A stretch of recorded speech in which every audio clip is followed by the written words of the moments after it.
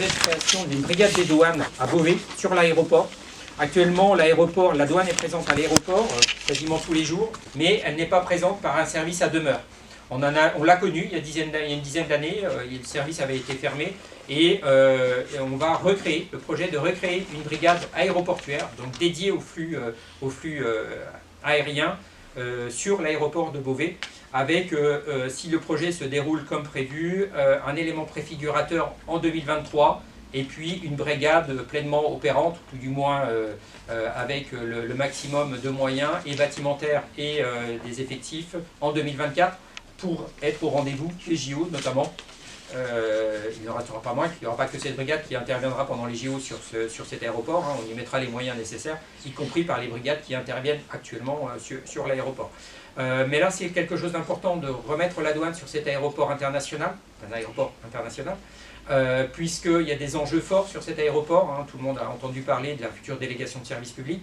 Il y a une ambition du propriétaire, du syndicat mixte, d'avoir une augmentation significative en volume, donc de nouvelles destinations augmentées. Hein, à très court terme, l'objectif affiché c'est 5 millions et à moyen terme 7 millions, voire plus.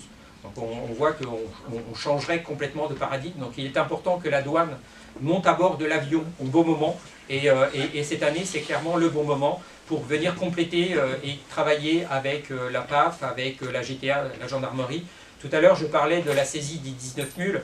C'est une saisie douanière, mais c'est avant tout le fruit d'une coopération. On a travaillé avec la PAF, parce que pour arrêter ces 19 personnes, la douane a contrôlé 100% des passagers du vol. Alors je ne sais pas à l'époque combien ils étaient, mais sans doute une petite centaine. C'est à peu près le vol moyen sur ces moyens courriers. Donc c'est contrôler tout le monde, c'est retenir tout le monde, et ça, on a besoin de renfort. Et là, la PAF était au rendez-vous pour justement nous prêter main forte. Donc la réponse administrative sur cet aéroport sera la plus large, et on aura aussi une autre réponse, c'est qu'on sera en capacité aussi de faire tout ce qui est détaxe voyageurs.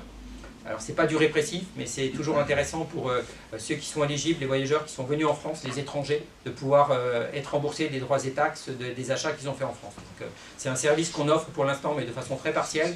Et une fois qu'on aura cette brigade, on le fera de façon généralisée, comme les aéroports traditionnels qu'on peut avoir, que ce soit un aéroport à Lyon, à Marseille, enfin, des grandes structures.